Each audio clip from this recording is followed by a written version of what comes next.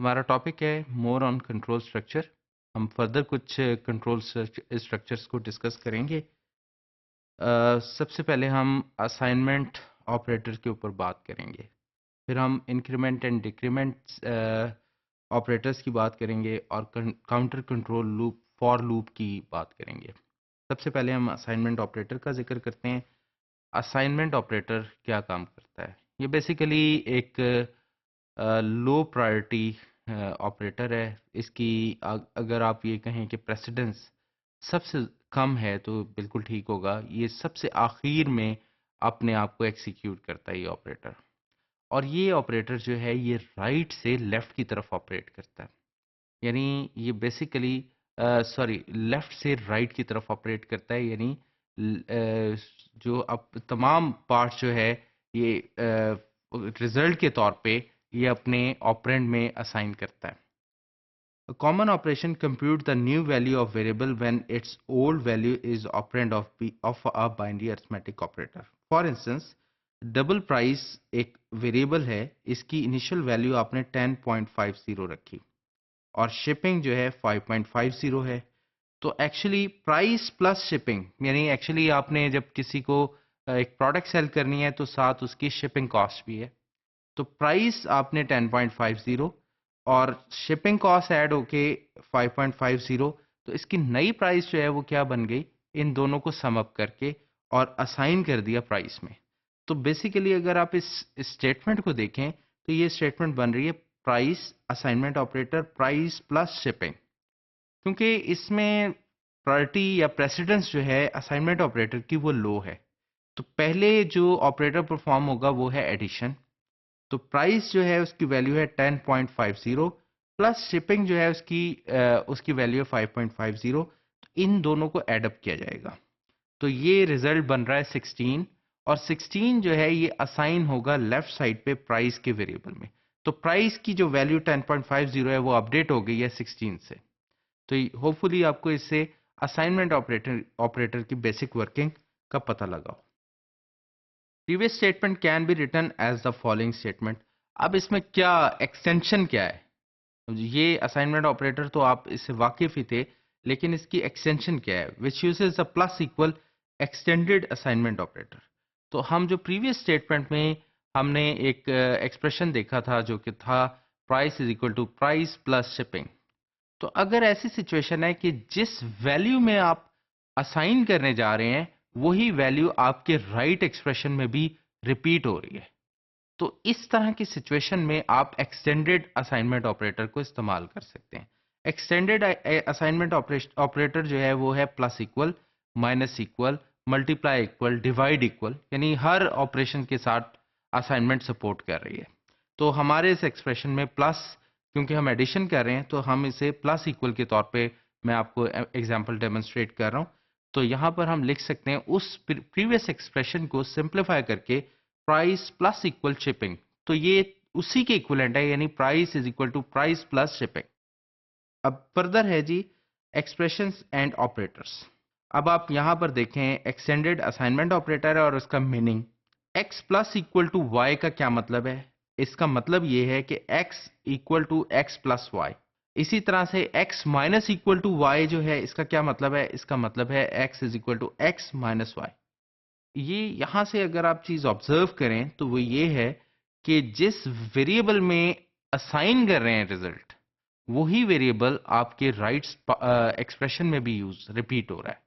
तो ऐसी सिचुएशन में आप एक्सटेंडेड असाइनमेंट ऑपरेटर का इस्तेमाल कर सकते हैं। अगर वो राइट एक्सप्रेशन में आपका जो ऑपरेंड है जो आपके लेफ्ट साइड पे मौजूद है जिसमें फाइनल रिजल्ट आना है वो अगर रिपीट नहीं हो रहा तो फिर एक्सटेंडेड असाइनमेंट ऑपरेटर नहीं इस्तेमाल करेंगे। ये यहाँ पर कंडीशन है जो आपको जहन में रखनी है। तो होपफुली आप ये सारे एक्सटेंडेड असाइनमेंट ऑपरेटर की एग्जांपल्स आपने देखी हैं इस स्लाइड पर और उनकी मीनिंग भी आपने देखे हैं। तो इम्पॉर्टेंट बात ये थी कि आप कब अप्लाई करेंगे और कब नहीं अप्लाई करेंगे ये अंडरस्टैंड करना ज़्यादा इम्पॉर्टेंट है कि ये तब इस्तेमाल होगी जब आपका जिसमें फाइनल रिजल्ट आना है वो वेरिएबल आपके असाइनमेंट ऑपरेटर के राइट साइड पे रिपीट हो रहा है। इस सिचुएशन में आप एक्सटेंडेड असाइनमेंट ऑपरेटर को इस्तेमाल करेंगे, अदरवाइज नहीं करेंगे। प्लस प्लस और माइनस माइनस जो हैं unary increment and decrement operators होते हैं।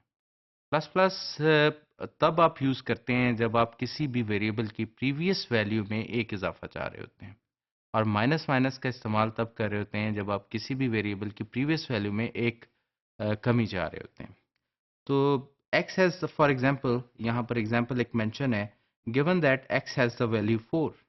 द टेबल बिलो, जो नेक्स्ट स्लाइड पे हमारे टेबल आएगा, shows the value of the expression and the value of x after expression evaluation।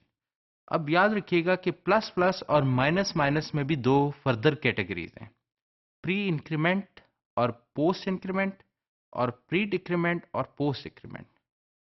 For instance एक वेरिएबल है x, अगर x से पहले प्लस प्लस लिखा है यानी प्लस प्लस x, तो हम इसे कहेंगे प्री इंक्रीमेंट। और अगर वेरिएबल है x और उससे बाद में प्लस प्लस लिखा है तो हम इसे कहेंगे पोस्ट इंक्रीमेंट। और सेम सिचुएशन है डिक्रीमेंट के लिए भी। तो प्री इंक्रीमेंट और पोस्ट इंक्रीमेंट के लिए ज़रा डिफरेंट सिचुएशन है। ये हम इस नेक्स्ट स्लाइड पे मेंशन कर रहे हैं कि किस तरह से प्री इंक्रीमेंट और पोस्ट इंक्रीमेंट को आप एवेल्युएट करते हैं।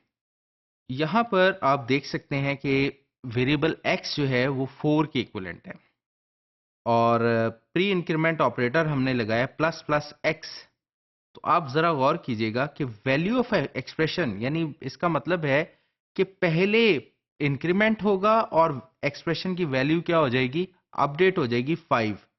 और जब value of x after expression evaluation, यानी इस एक्सप्रेशन के ख़त्म होने के बाद भी वैल्यू क्या रहेगी, 5 ही रहेगी।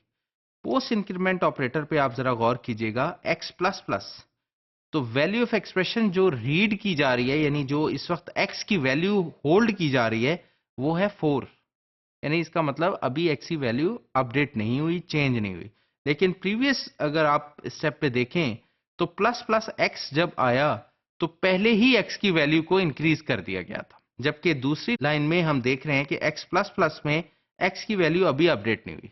जैसे ही कंपाइलर इस लाइन को गुजरेगा तो वो फिर x की वैल्यू को अपडेट करेगा विद वैल्यू 5।